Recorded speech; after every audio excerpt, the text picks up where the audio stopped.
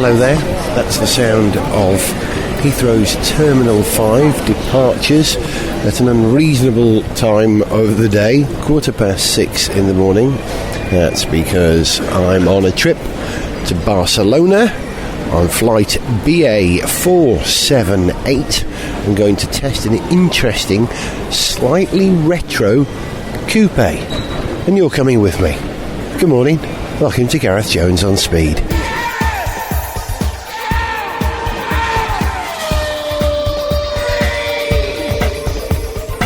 Moltes gràcies per la seva atenció. Señoras y señores pasajeros, les damos la bienvenida a bordo de este vuelo de British Airways. Is it just me, or do airline safety announcements in Spanish sound like the Fast Show's Channel 9 to you too? Really hard to take seriously. Desconecten sus teléfonos móviles y equipos electrónicos, ya que pueden provocar interferencias en los instrumentos de a bordo. I was genuinely surprised to see some familiar faces on board the flight. And I'm not talking about the journalists who, like me, were going out to Spain to review a new car. No, the BBC F1 production team were also on this flight. They were on the way to Barcelona to cover the Spanish Grand Prix. So when the plane landed and we walked from the air bridge to passport control, I grabbed the mighty Jake Humphrey for a chat. It seems he's a new listener to Gareth Jones on Speed himself. Yeah, it's good. I sat in my hotel room in Oz and had a listen. So. Yeah, well, I'm sorry if we offended you in any way. Not in this life. We usually offend everyone. How are you? How are you enjoying the season? Yeah, it's been good actually. You know, I think to have not just 4 different winners in 4 races, but 4 different constructors winning those first 4 races is brilliant for Formula One. And I think the other fact that I've enjoyed so far, don't fall off the back of the escalator. We are going up the escalator. Well, you know, as a broadcaster, you learn to walk backwards and talk at the same time. I think, you know, the other thing is just the fact that it's been so unpredictable. I think we had 7 different men on the podium throughout the whole of last year. Yeah. And we've had 8 different drivers on the podium so far. Races, yeah. And it's just things like that I think are really freshening it up for people, keeping it exciting. So it's been good. And as a broadcaster, how's the change to doing half the races on tape for you changed your workload over the weekend? Yeah, it has changed my workload. And some people are saying, it must be great to have a bit less work to do, a bit more time on your hands and chill out of the races. And there's been a couple of nice things. Don't hit the post. I've had I've never before been able to sort of stand in the pit lane or be on the grid an hour before the race and actually see what's happening, because I'm normally in sort of, you know how it is, broadcast mode. And so that's been quite nice. And I will admit to sometimes staring across at Sky when they're live on air and they've got people joining them and things are happening and it's dynamic and it's exciting, and feeling a little bit envious of what they're doing, because that's what I live for, live television is what it's all about. Makes a huge difference, doesn't it? A huge difference. Catch the moment. Yeah, but I think there's been pluses to what we've done. I mean, I have to say, the whole of the BBC team have been blown away by the viewing figures. A couple of races getting more people watching the highlights than watched it live previously, which has been absolutely incredible. And the other thing that's great is, I think our show is a broad brushstroke for Formula One fans. It's not niche, it's not particularly techie or geeky or specific in certain areas. It's trying to get everybody watching F1. And I think things like being able to wait and get the race winner or the pole sitter straight after qualifying or the race, joining us immediately, is a huge opportunity for us, because it means if you're sitting at home and you've got a couple of hours and you don't really want to spend all day watching Formula One, you just want to see a little bit of action, you can watch the race and immediately there's the winner being interviewed. And I think it's important. You were talking about the adrenaline rush that you get from live stuff. You still get that. I remember seeing on the first race, was it Australia? Was it a piece you did with Kimmy? You were doing a piece outside the Lotus Hospitality. And he came out of the door at the right moment. You picked up the piece, did the chat and wrapped it with a live link to whatever it is you were going to as live link. So that still must be satisfying as a broadcaster. Yeah, and I think the other thing that we've tried to do is we've tried to carry on the stuff that people enjoy. So we still do an F1 forum, even when we're not live, which is basically just walking up and down, looking at what's going on. How much of that is left to chance? It's all to Eddie, isn't it? Just you don't block anything else at all before? No, nothing. We simply, if we're live, we stop and wait 1 minute, then go back onto the F1 forum. But when we're not even live, we just say, okay, we're now going to record this, and it's just me, DC, or me, DC and Eddie, and a cameraman. And we simply walk up and down, and I say to David, if you see anything, or anyone, grab them. If you want to discuss anything, mention it. And they're completely unscripted. And remarkably, I had messages after Bahrain saying, that was the best F1 forum ever. And you're thinking, I don't really know what the magic of the forum is, but it's not. I think people just see a world they don't normally get to see. It's a different grammar. You have a very informal, relaxed isn't it? style to your broadcasting, and it's even more relaxed, and we love it. Listen, we're going to get arrested for doing an interview. Yeah, are you allowed to film, just to paint a picture for people listening to this? We're now arrived in passport control, and you're getting some stern looks from the Spanish. But I think, we've negotiated the exit from a plane, a gangway ramp, 3 escalators, a couple of those automatic walkways. Didn't fall over. We've both got bags. No one's fallen over. And the sensible conversation in the process. Just about. Jake, ever the broadcaster. Thanks, Gareth. It was really good fun. Background in children's television isn't bad for anyone, is it? But that's the thing. That's what television equips you for all of this. When you've done kids' TV, you're good to go. But enjoy the rest of the season, and I'll continue to sit in my hotel room and listen to your podcasts. Hey, I've got all your records. You've got all mine. I think that's what they say, isn't it? Wonderful. Cheers. See you, man. Thanks. Having cleared passport control without being arrested and made it through baggage with all the bits I need to make this programme, all the journalists, and I count, I don't know, 1, 2, 3, 4, 5, 6, 7, 8, 9, 10, probably about 30 of us on the flight have been corralled in a reception room at Barcelona airport, and we're overlooking a car park, and in the car park a bunch of Seat taxis, some buses, but most importantly a row of 1, 2, 3, 4, 5, 6, 7, 8, 9, 10, 11, 12, 13, 14, I think 15 Toyota GT 86s, waiting for the 30 of us to be allocated to them. We'll be partnered up, I would imagine. I don't know who I'm going to partner with yet, but we'll find out in due course. And we get to drive the car for about an hour, I think, to our next rendezvous point, where we'll be told a little bit more about this rather cute retro coupe. There, I've given it away now. I've told you the car that we're here to drive. Oh, hang on, an announcement. You can just come up to the desk for me. Thanks very much. Hi there. Sorry, look, it's Gareth. Yes, we've got to just checking with missing people. That's all. We've got Gareth. There are 2 Gareths. Which one are you looking for? Gareth Evans. Are you Evans? Oh yeah, I'm Jones.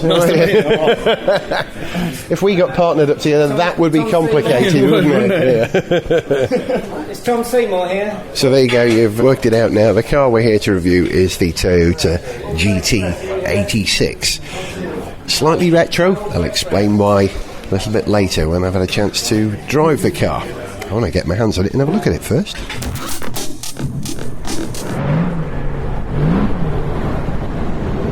Well, we're outside now, and we've been issued with a car.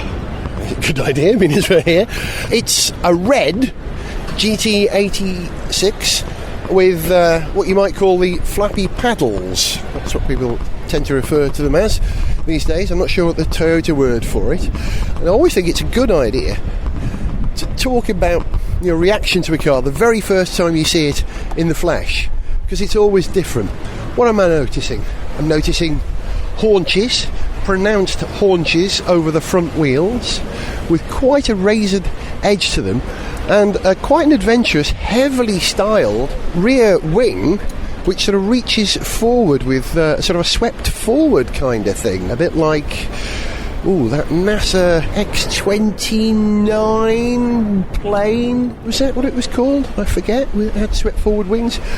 And what does it look like? Well, they called it the GT86 to invoke the spirit of the AE86, which was a real 80s car.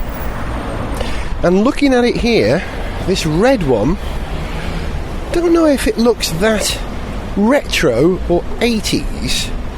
When you see it, it's all sort of flame-surfaced edges and flutes and details here. There's a white one and a black one. Now that's an 80s colour for a car. Black or even white. Very, very 80s. I mean, you see the GT86 in those colours, you could imagine Pat Sharp or that bloke Gaz Top driving it. But I'll settle for a red one, being a Welshman. What does it look like? It looks small. Not tiny, but small. It's not a big car. It's a little, lithe, lightweight sports car. And I've been partnered with Phil Huff, is it, Phil? Yeah. You're not the BTCC driver. No, that's Rob Huff. Rob Huff. No relation. None whatsoever. I'm faster than him, though. Oh, really?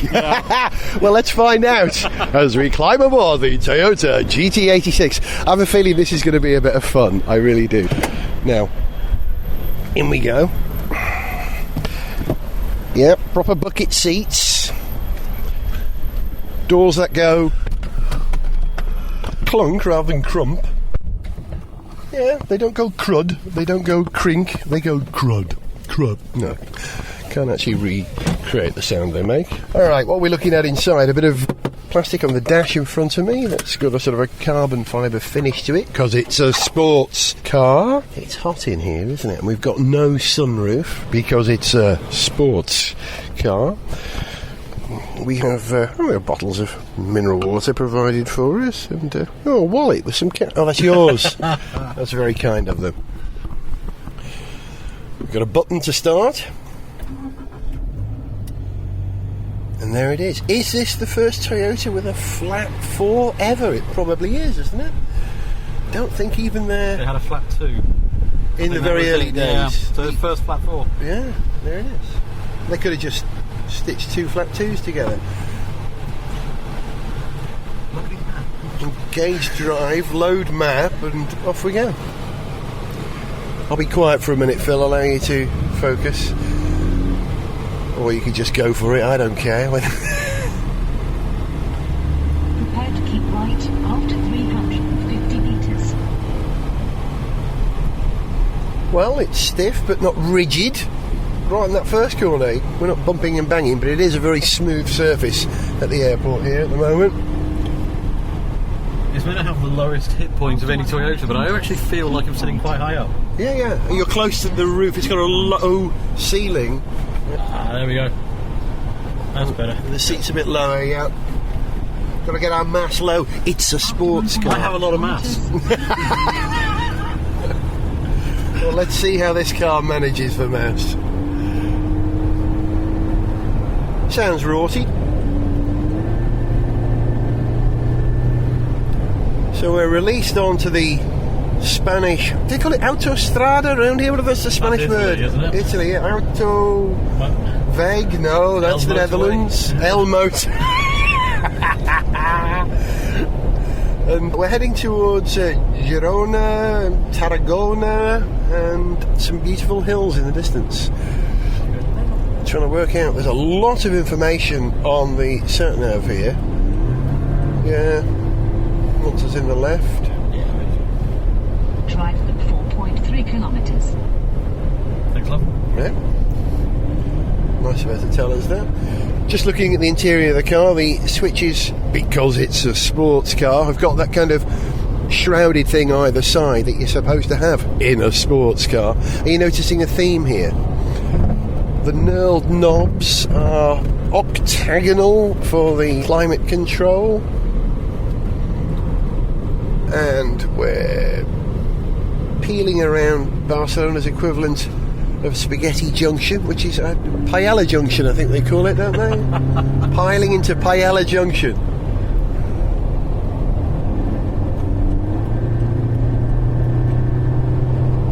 You're driving an automatic at the moment, Phil, yeah? Yeah. You Changing can tell down? the way it's hunting gears all over the place. Yeah. Quick changes. Yeah? Yeah. It's on the button, is it? They've still got a torque converter, this one, though, so it's got that kind of delay. It's got that sort of lost power as the oil spins up and drives the rear wheels.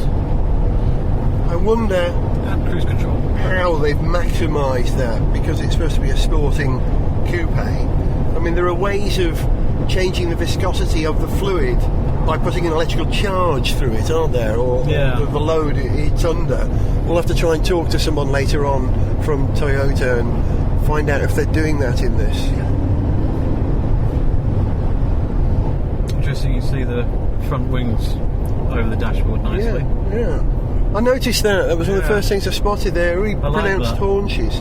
I think that's maybe because we are actually, it says it's a very low hit point. We are sitting low. We're sitting so low that the only way that you can clear those front wheels is by having that haunch, you know? It's 7mm lower than a Porsche Cayman. You've done your homework. I could make a Porsche Cayman that much lower simply by sitting in it.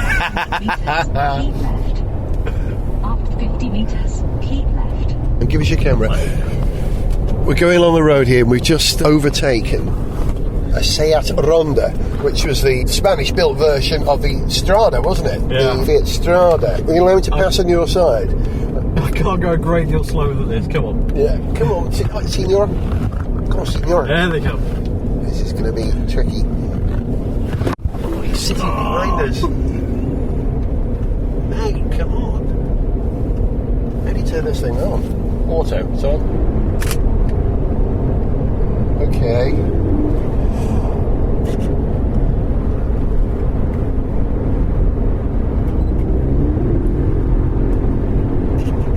I like it.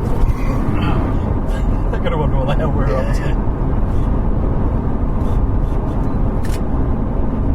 Excellent. Right, where were we? Seat Rondo. That's an 80s bit of design for you. In it, a Honda. Ronda, you have to say, well, I'm Welsh, you see, so we have to roll our R's. All the Welsh roll their R's, don't we? But this is, I think, the first generation of cars which invoke the 80s as a piece of chic. You know, we've had 60s cars, you know, the Mini's been reinvented, Yeah. the Fiat 500 has been reinvented. We've had 70s cars. Actually, have we had 70s cars? Did we bypass the 70s altogether? Now we've got the Challenger and the Mustang. Oh, true enough, in America, yeah. that's right, yeah. And even the Chevrolet Camaro, that harks back to the 70s. Yeah. Although done in a much more modern way. And this is perhaps the first generation of 80s cars. But with a Lots of noise, not a lot happened. flat four, yeah, really. What's the power output of this? Do we know? 200 horsepower. Okay. 197, I think. The weight of the car? 1,240. Oh, crikey. A lot lighter than Yeah. I was expecting. Yeah, it's pretty light, fair play. They're doing a stripped out version of this car in Japan that you can buy without wheels or with very basic wheels, so you can customise it. That's really what they're targeting, aren't they? But who's going to buy this car? You know, who is young enough or old enough to remember the 80s as a chic period and something that they want to recreate, I wonder? Who's it aimed at? I don't know, I'm not the best person to ask because I'll just buy an 80s car. Yeah, an actual 80s car. Yeah. I have no issue with that. Yeah. Oh, yeah, Lancia HB. Crumble zones, we've heard of it. Right after 600 metres. For Christ's sake, I've just bought an Allegro, so... Which is 38 years old, your Yeah. Allegro. What are you going to do with it? Is it just for fun, or are you going to go to an event, or what? The fun lasted 4 days. That was long enough for me, so it's now going to get sold on. What went wrong? Nothing went wrong at all. I drove to the office in it one day, smiling away quite happily. 100 metres. People beeping and waving at you. I just assumed it was on fire or something like that. 50 metres. Right. But by the time I'd finished the day's work, went back to it, I just dreaded getting in the thing. Oh, really? Yeah. It's a culture shock, is it? It is. Roundabout after 300 metres and take the second exit. I'm not too worried about culture shocks. I mean, I've got a Corvette as well, a 93 Corvette. Well done. There's your culture shock. Absolutely. Surely the you fuel can- bills is just Yeah. a shock generally. Yeah. Roundabout and take the second Just starting it up costs you 100 quid, doesn't it? Roundabout, take the second exit. Yeah, and don't the neighbours know it? Well, Corvettes are the best sounding cars at Le Mans, Take the second so exit. it must shake the bones of your neighbourhood. It's not raughty enough, the exhaust, is it? You hear it, but it's not noticeable, is it? Well, I was reading the press pack on the flight, and they've had to keep it quiet for noise regulations across various European places. But what they have done is seemingly they've got a piece of garden hose to channel some of the noise into the cabin. Really? Yeah. It's probably not garden hose. Yeah. You know. But the equivalent of Yeah. other hoses are available. It might have Toyota branding on it. That'd just double the price. Well, as long as they're just channeling the noise and not the exhaust fumes as well, otherwise we'll all be unconscious in half an hour.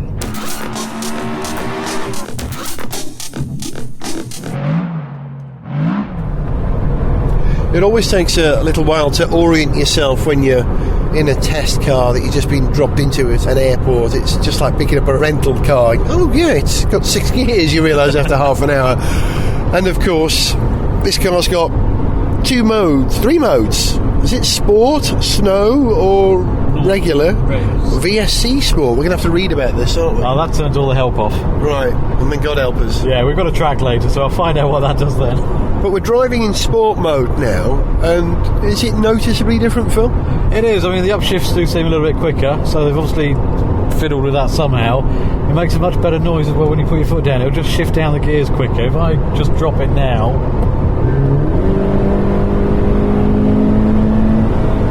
That's just down 2 gears almost instantly. That takes a while to go back up, but hey, it's there. The suspension's plenty stiff enough anyway, so it doesn't need a sport mode for that.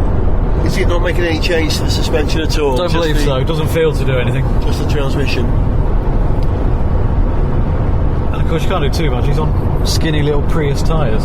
They're just 215mm wide. Is that what they are? Yeah. That's to give you the driving experience. They want you to slip and slide around with Absolutely. a real drive car. Yeah, that would be more fun. We just saw, that's the Lotus, what's it called, is it? Yeah, 340R or 340R, that's right. Yeah, well done. I need to get out more. That's a great car to have in this sort of weather, isn't it, in Spain? Yeah, not so good in Droitwich. I don't even know where Droitwich is. Somewhere glum. Even if it isn't, it should be. Let's hear it as we go through the top. Give us a blip, come on. 9 kilometres.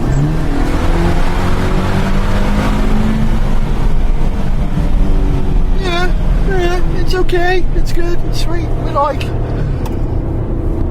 Just not dramatic, is it? No, but that's the thing. I mean, from the outside, they've had to tone it down, so we've got this, as I say, garden hose to bring it in here. I want to find it.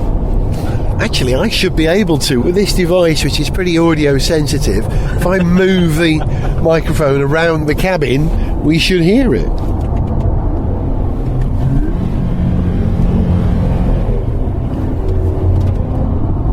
No clue. We'll have to ask them. We'll find out where it is later on. We never did actually find out where that hose leads to. Probably into one of the footwells is our best guess. Toyota's very proud of the innovations on this car. It has a so-called pagoda roof shape which provides increased stiffness, something called aero sandwiching, a process whereby the air moving over and around the car literally squeezes the body to keep the car running straight, and the world's first direct injection equipped boxer engine. In combination with a low hip height, low mounted springs and dampers, that flat 4 boxer engine keeps the centre of gravity lower than Greece's GDP. By the way, that engine's bore is 86mm. Stroke? 86mm. And the diameter of the twin exhaust pipes? You guessed it, 85.9, actually no, 86mm. Did you see what Toyota did there?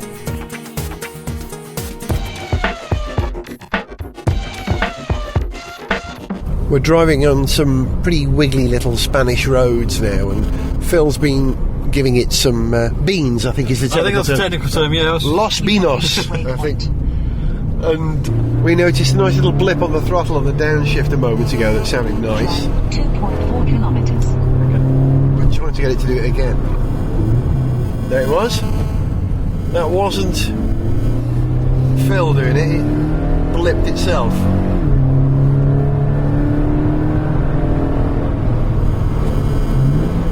We were discussing that the car is in some ways underwhelming, and I think that's probably deliberate because this is not the super sport version. There will be another version in time. This isn't it, and so it feels underpowered, doesn't it?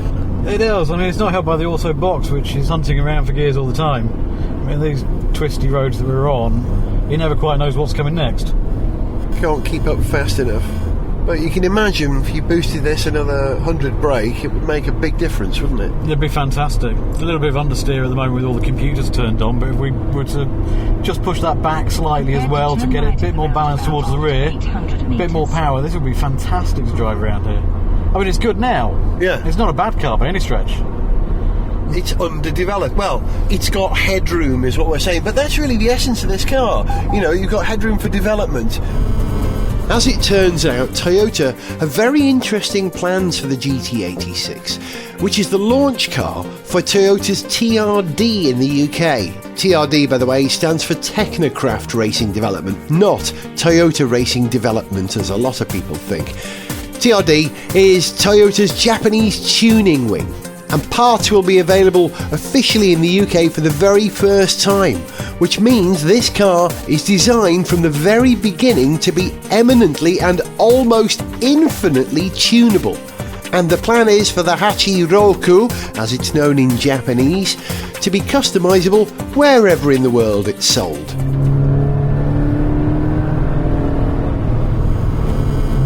It's sold as a Scion in America, isn't it? Aimed at younger people. But are those younger people going to want something from the 80s? That's the question. Well, there's still repeats of how-tos. So, you know. If only I'd be a very wealthy man. After 100 metres, turn right at the roundabout, taking the first exit. That exit took us to lunch, after which it was my turn to drive the car. I found the GT86's proper bucket seats fitted me like a buckle-fronted Welsh hat. Lovely. And even though our car was the flappy paddle torque converter automatic version, it was still an engaging drive on the Catalan mountain roads. But to prove its promise as a sports car, Toyota had prepared a fleet of manual cars for us to drive around the Aragon race circuit recently carved into the Spanish mountains. If you were the person who'd arranged for a bunch of hooligan show-off car journalists to drive a car they'd never driven before around a circuit they'd never driven before, wouldn't you feel as nervous as a girl guide at a Gary Glitter convention? To find out, I asked our host, Erica Haddon from Toyota UK, what was the worst thing that could happen? Well, the sun's shining and I would hope that nothing bad will happen at all. We've got some really great instructors and they take the guys around first to show them where they're going, what they're doing, how to take the corners, and then they're let loose in the cars. So fingers crossed, nothing bad will happen. You do this all the time. You manage a dozen trips or more every year for journalists to review cars. What are the sort of things that do go wrong, and not just on the circuit but generally? Well, there's obviously the logistics of flights, so sometimes the flights don't arrive on time, or we have journalists who miss their flights, and if possible we try and get them on the next one. Not always possible. It's a bit of a logistical nightmare, and also getting the right journalists in the right cars. Today is quite an easy one because we've obviously got one spec of car, although we have got an automatic and a manual. However, it gets a bit tricky when we've got cars that have got different engines and different specs, so when you're only out for 2 days, that's quite difficult to get people in the right cars, but we do our best. Have you ever lost a car on a test run? Well, not lost it. We maybe found it, not necessarily in the condition that it was in when we sent it out, but that is a bit of a rare occurrence, but it has happened. How badly has the car ever been damaged? I think we had a rollover of one year, and I think our chairman was in the car behind, so he got a bird's eye view of that, but thankfully no one was hurt. So did journalists who do that kind of thing, do they get invited again, or is that the end of the relationship? Well, no, they'd get a second chance. A third chance I'm not sure about. Everybody deserves a second chance. Absolutely. Listen, I'm thrilled to have done, 3 laps of this circuit without killing anyone. That's an achievement for me. And Erica, thank you for the opportunity. You're welcome. No, seriously, if I was a car manufacturer, I wouldn't put me in one of their cars. I'm one of the clumsiest people this side of Taki Inui. On the road with driver aids and skinny tyres, this car is fun and safe, even for a klutz like me. But having driven the manual version of the car on a circuit with the driver aids turned off, I can report that despite all my teasing earlier on about it supposing to be a sports car, it actually is. Just as the Renault Sport Megane Coupe is and the Lotus Elise is. Light, live, nimble, small and really satisfying. But perhaps not a blisteringly quick sports car. However, if Toyota are true to their idea of not only allowing but actively encouraging the modification of this car by customers, then the GT86 will just get quicker and quicker, even if it's driven by me. See ya. To send us an email, see pictures, get song lyrics, join our Facebook fan site or follow us on Twitter, go to garethjones.tv. Gareth Jones on Speed is made in London by Whizbang. Gareth Jones on Speed!